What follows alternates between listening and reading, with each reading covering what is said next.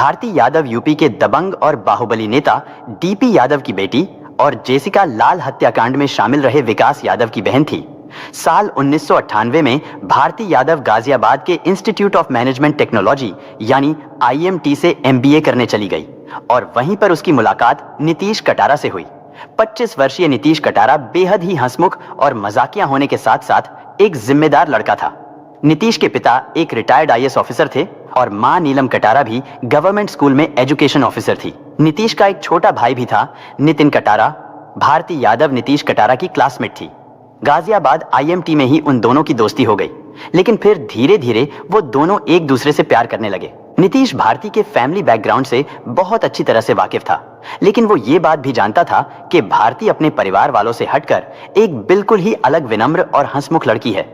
उन दिनों नीतीश के पिता बहुत बीमार चल रहे थे और इसीलिए साल 2000 में MBA की पढ़ाई पूरी कर लेने के बाद नीतीश ने दिल्ली में ही एक कंपनी में नौकरी कर ली और उधर भारती यादव अपनी पढ़ाई के बाद अपने घर चली गई। यानी अब भारती और नीतीश का मिलना जुलना तो बहुत कम हो गया था, लेकिन उन दोनों के बीच बढ़ती इन दूरियों ने उन दोनों को एक दूसरे के और भी ज्यादा करीब ला दिया और अब वो जान गए थे कि वो दोनों एक दूसरे के बिना नहीं रह सकते। और फिर साल 2000 में उनका प्यार परवान चढ़ने लगा तो उन दोनों के बीच चिट्ठियों और फोन पर बातचीत का सिलसिला बढ़ने लगा। भारती यादव नीतीश के घर कार्ड्स और महंगे महंगे फूलों के गुलदस्ते भेजती थी। शुरू में तो उन गुलदस्तों का साइज छोटा हुआ करता था, लेकिन उनका प्यार गहरा होने के साथ उन गुलदस्तों का साइज भी बढ़ने लगा। और फिर एक दिन नीतीश कटारा ने अपनी मां नीलम कटारा से कहा कि मां, मैं अभी शादी करना तो नहीं चाहता था, लेकिन भारती के पिता उसके लिए लड़का ढूंढ रहे हैं और मैं चाहता हूं कि भारती हमारे ही घर में आए। क्योंकि नीतीश की मां भारती यादव से पहले भी कई बार मिल चुकी थी और नीतीश की मां नीलम कटारा को भी भारती में कोई कमी नहीं दिखती थी, क्योंकि भारती में ना तो अमीर घर के होने का घमंड था और ना ही कोई दिखावा था, बल्कि उसके अंदर शालीनता दिखाई देती थी। यानी उसका स्वभाव अपने परिवार से बिल्कुल अलग था। हालांकि जब नीलम कटारा को भारती यादव के फैमिली बैकग्राउंड के बारे में पता चला तो वो इस बात से थोड़ा डर गई थी कि पता नहीं भारती के परिवार वाले नीतीश और भारती के रिश्ते के बारे में जानकर क्या रिएक्ट करेंगे, क्योंकि उस समय जेसिका लाल हत्याकांड में संलिप्त रहे भारती के भाई विकास यादव की खबर हर न्यूज चैनल्स और अखबारों में आती रहती थी। और वहीं भारती के पिता डीपी यादव भी उत्तर प्रदेश के एक बाहुबली और दबंग नेता थे। डीपी यादव की उत्तर प्रदेश में तूती बोलती थी। 4 बार विधायक, 2 बार सांसद और 2 बार उत्तर प्रदेश सरकार के पूर्व कैबिनेट मंत्री रह चुके बाहुबली नेता डीपी यादव, जिनसे अच्छे अच्छे दबंग नेता भी कांपते थे। ऐसे बैकग्राउंड से आने वाले इंसान से और उनके परिवार से तो किसी भी व्यक्ति का डरना लाजमी था। और अगर उन दोनों के परिवारों को देखें तो कहां भारती यादव का परिवार और कहां नीतीश कटारा का सीधा साधा सा परिवार। खैर, नीतीश की मां नीलम कटारा ने एक दिन अपने बेटे से कहा कि नीतीश, तुम्हें भारती जितने महंगे फूलों के गुलदस्ते भेजती है, अगर तुम भी उसे वैसे ही गुलदस्ते भेजने लगे तब तो तुम्हारी पूरी सैलरी उन गुलदस्तों में ही चली जाएगी। और फिर भारती जिस फैमिली बैकग्राउंड से आती है, हमें तो ये भी नहीं पता कि वो हमारे परिवार में घुल मिल पाएगी या नहीं। इस पर नीतीश ने अपनी मां को समझाते हुए कहा था कि मां, भारती वैसी बिल्कुल भी नहीं है, बल्कि उसे तो हमारा परिवार बहुत अच्छा लगता है। नीतीश ने अपनी मां से कहा था कि हम उतने अमीर भले ही ना हो, लेकिन हम एक साथ तो हैं। हालांकि भारती के पिता तो आज तक उसे और उसके भाइयों को कभी एक साथ बाहर कहीं घुमाने तक नहीं ले गए हैं और भारती को वो छोटी छोटी खुशियां कभी नहीं मिली जो हमारे परिवार में हमें मिलती हैं। अपने बेटे की बात सुनकर मां नीलम कटारा ने कहा कि फिर ठीक है, मैं खुद ही डीपी यादव से भारती और तुम्हारे रिश्ते के बारे में बात करूंगी। लेकिन नीतीश ने अपनी मां को ऐसा करने से मना कर दिया। नीतीश ने अपनी मां को बताया कि भारती के परिवार वाले भारती की शादी कभी भी गैर बिरादरी में नहीं होने देंगे, इसलिए भारती खुद अपने पिता से हम दोनों के बारे में बात करेगी। वो बस अपने भाइयों के कहीं जाने का इंतजार कर रही है। उसे डर है तो केवल अपने भाइयों का, क्योंकि उसके भाई ये बात कभी नहीं मानेंगे कि भारती की शादी मेरे साथ हो।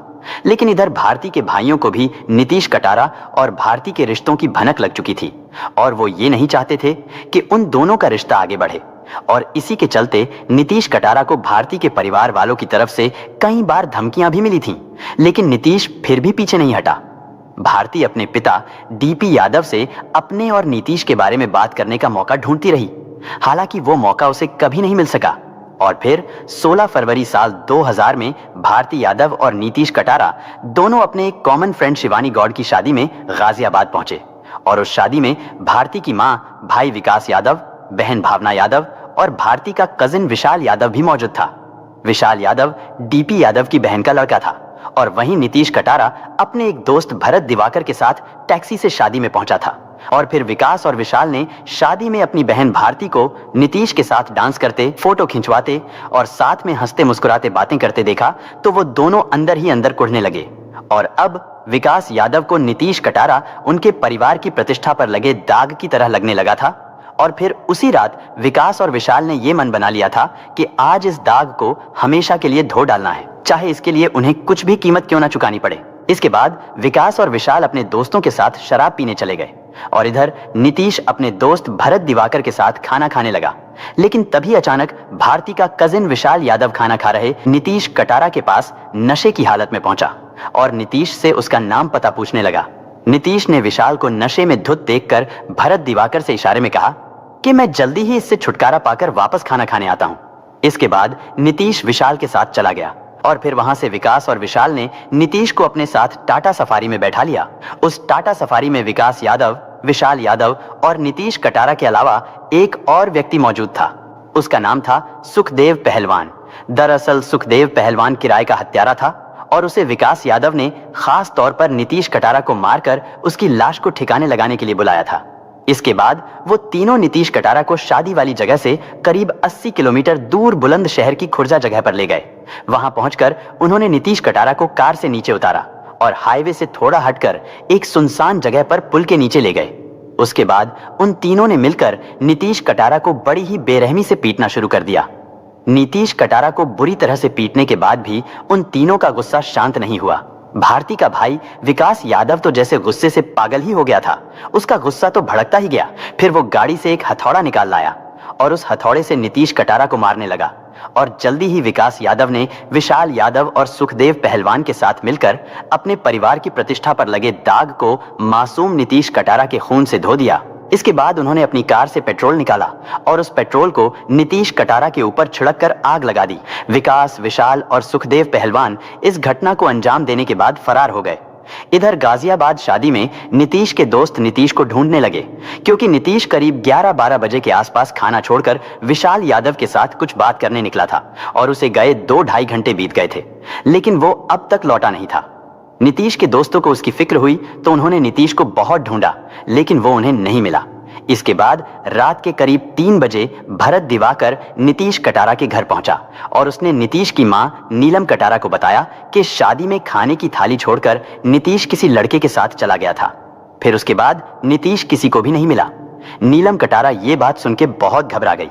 उन्होंने तुरंत भारती यादव को फोन किया, लेकिन भारती ने उन्हें बताया कि वो खुद भी कई घंटों से नीतीश को ढूंढ रही है। भारती ने नीलम कटारा से कहा कि उसे कुछ गड़बड़ लग रही है क्योंकि शायद नीतीश उसके भाई विकास और विशाल के साथ जाते हुए देखा गया था। भारती ने नीतीश की मां नीलम कटारा को अपने पिता डीपी यादव का फोन नंबर दिया और कहा कि आप एक बार पापा से बात करो। नीलम कटारा ने तुरंत डीपी यादव को फोन किया, लेकिन डीपी यादव ने फोन नहीं उठाया। भारती ने एक बार फिर से नीलम कटारा को फोन किया और नीलम कटारा को पुलिस में कंप्लेंट दर्ज कराने को कहा।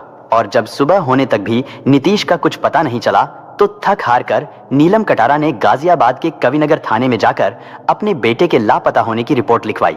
साथ ही उन्होंने पुलिस को यह भी बताया कि मेरा बेटा नीतीश आखिरी बार डीपी यादव के बेटे और भांजे के साथ देखा गया था। इसके बाद 17 फरवरी को एक व्यक्ति को खुर्जा शहर के उस सुनसान पुल के नीचे बहुत ही खराब स्थिति में पड़ी हुई एक लाश दिखाई दी। उसने तुरंत पुलिस को सूचना दी। इसके बाद पुलिस तुरंत खुर्जा शहर पहुंची तो पुलिस के सामने जमीन पर औंधे मुंह पड़ी हुई बुरी तरह से जली एक लाश थी। कविनगर पुलिस स्टेशन में नीतीश की गुमशुदगी की रिपोर्ट दर्ज होने के कारण पुलिस ने 20 फरवरी को नीलम कटारा को उस लाश की पहचान करने के लिए बुलाया। इसके बाद नीलम कटारा अपने परिवार के साथ उस लाश की शिनाख्त करने पहुंची। हालांकि उस लाश की हालत ऐसी नहीं थी कि कोई उसे देखकर यह बता पाता कि यह लाश किसकी है, लेकिन नीलम कटारा एक मां थी। उस शव का एक बायां हाथ ही ऐसा था जो जलने से बच गया था और नीलम कटारा उस हाथ को देखते ही पहचान गई थी कि ये उनके बेटे नीतीश की ही लाश है। और लाश के पास से एक घड़ी भी मिली थी जो नीतीश कटारा की ही थी। अपनी आंखों के सामने अपने बेटे की लाश को देखकर नीलम कटारा की आंखों के सामने अंधेरा छा गया। उन्हें ऐसा लगा कि उनकी पूरी दुनिया ही खत्म हो चुकी है, लेकिन फिर जल्दी ही उन्होंने खुद को संभाल लिया और उन्होंने मन ही मन यह प्रण कर लिया था कि वो अपने बेटे को न्याय जरूर दिलाएगी और नीतीश के हत्यारों को फांसी के फंदे तक ले जाएगी। वो समझ गई थी कि अगर वो अभी टूट गई तो वो अपने बेटे को कभी न्याय नहीं दिला पाएंगी। नीलम कटारा ने उसी हालत में अपने फैमिली डॉक्टर से पूछा कि दिल्ली में डीएनए टेस्ट कहाँ होता है, क्योंकि वो ये नहीं चाहती थी कि उनके बेटे का केस भी जेसिका लाल हत्याकांड की तरह ही ना हो जाए, जिसमें फोरेंसिक रिपोर्ट ही बदल दी गई थी। और उन्हें डर था कि दोषियों को बचाने के लिए कहीं लाश को ही ना बदल दिया जाए, जिसके बाद डीएनए टेस्ट का कोई मतलब ही नहीं रह जाता। इसीलिए उन्होंने पुलिस से कहा कि ये लाश दिल्ली ले जाई जाएगी, ना कि गाजियाबाद। और बड़ी कोशिशों के बाद नीतीश के शव को दिल्ली लाया गया। इसके बाद उस शव का नीलम कटारा से डीएनए मैच कराया गया, और जिससे यह कंफर्म हो गया था कि लाश नीतीश कटारा की ही है, क्योंकि आरोपी यूपी के एक बाहुबली नेता डीपी यादव के घर के थे। इसलिए जल्दी ही यह मामला मीडिया में फैल गया। इधर पुलिस के ऊपर बहुत दबाव था, क्योंकि एक आरोपी विकास यादव एक बाहुबली नेता डीपी यादव का बेटा था, तो वहीं दूसरा आरोपी विशाल यादव उनका भांजा था। और दूसरी तरफ पुलिस पर इस केस को जल्दी सॉल्व करने का भी दबाव पड़ रहा था। एक तो मीडिया का प्रेशर था, और दूसरा नीलम कटारा के परिवार में अधिकतर लोग अधिकारी रैंक के थे, तो उनका दबाव भी पुलिस के ऊपर बढ़ रहा था। शादी वाली रात यानी 17 फरवरी की रात को कुछ लोग ऐसे भी थे जिन्होंने नीतीश कटारा को विकास यादव, विशाल यादव और एक तीसरे व्यक्ति के साथ टाटा सफारी में बैठकर जाते हुए देखा था। पुलिस ने उन लोगों के बयान लिए, और फिर पुलिस विकास यादव, विशाल यादव और उस तीसरे व्यक्ति जो कि सुखदेव पहलवान था, उसकी खोजबीन में लग गई। और फिर 11 मार्च 2002 को पुलिस ने नीतीश कटारा हत्याकांड में इस्तेमाल की गई कार को बरामद कर लिया। इसके बाद 23 अप्रैल 2002 को पुलिस ने मध्य प्रदेश के डबरा रेलवे स्टेशन से विकास और विशाल को भी अरेस्ट कर लिया। और तो और विकास और विशाल ने 25 फरवरी को पुलिस के सामने अपने जुर्म को भी स्वीकार कर लिया था, और उन दोनों के इकबाले जुर्म को रिकॉर्ड भी किया गया। हालांकि कोर्ट में विकास यादव और विशाल यादव अपने बयान से पलट गए थे, और एक न्यूज चैनल तो उस रिकॉर्डिंग को पाने में कामयाब भी हो गया था, और उसने उस रिकॉर्डिंग को चलाया भी था। लेकिन कहा जाता है कि किसी प्रेशर की वजह से वो रिकॉर्डिंग फिर किसी चैनल पर दोबारा नहीं चलाई गई। यहां तक कि 23 अप्रैल 2002 को विकास यादव और विशाल यादव ने जिस पुलिस इंस्पेक्टर अशोक भदौरिया के सामने ये स्वीकार किया था कि नीतीश की हत्या उन्होंने ही की है, वो इंस्पेक्टर भी कोर्ट में अपने बयान से पलट गए थे। जबकि शुरुआत में उन्होंने भी कहा था कि कत्ल विकास और विशाल ने ही किया है।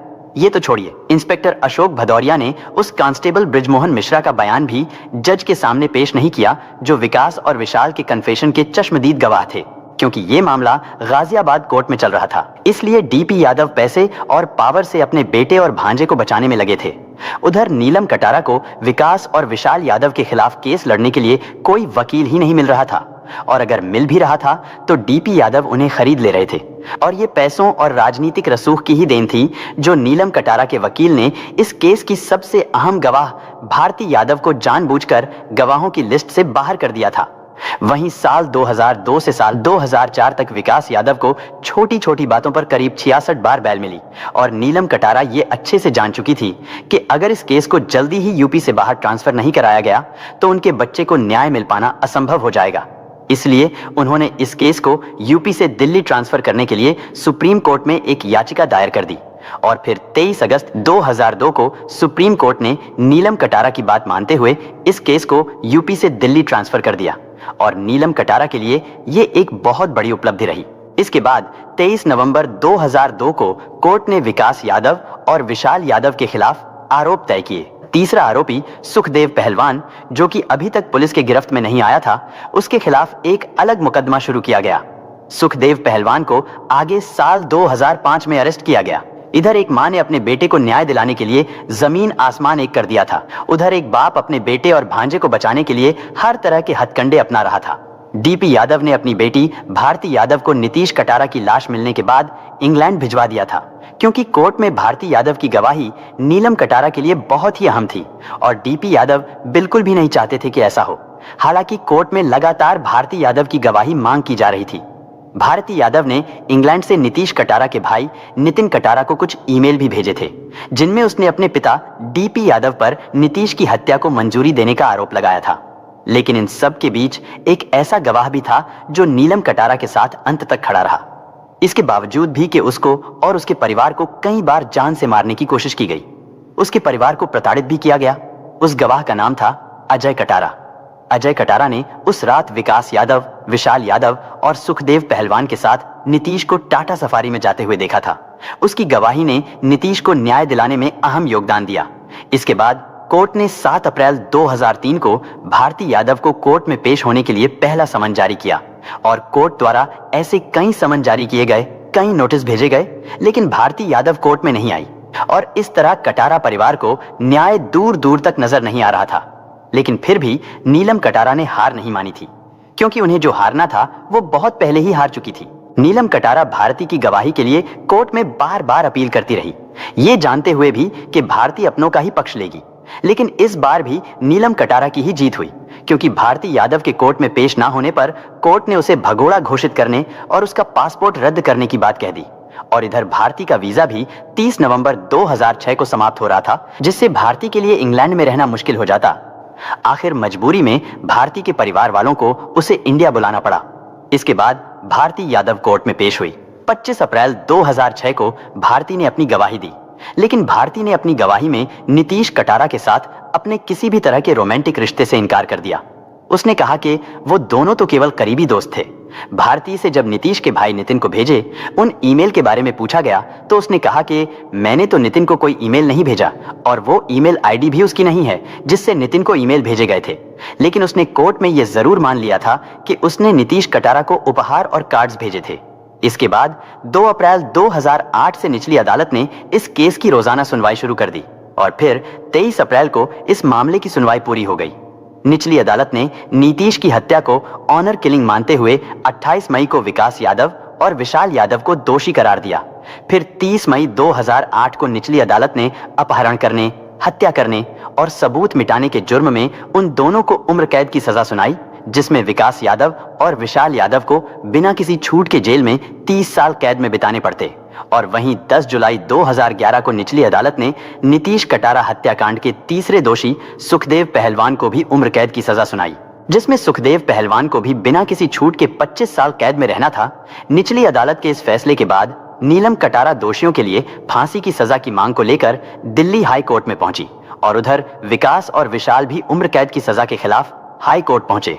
लेकिन हाई कोर्ट ने भी लोअर कोर्ट के फैसले को सही ठहराया और ये माना कि नीतीश की हत्या ऑनर किलिंग ही थी।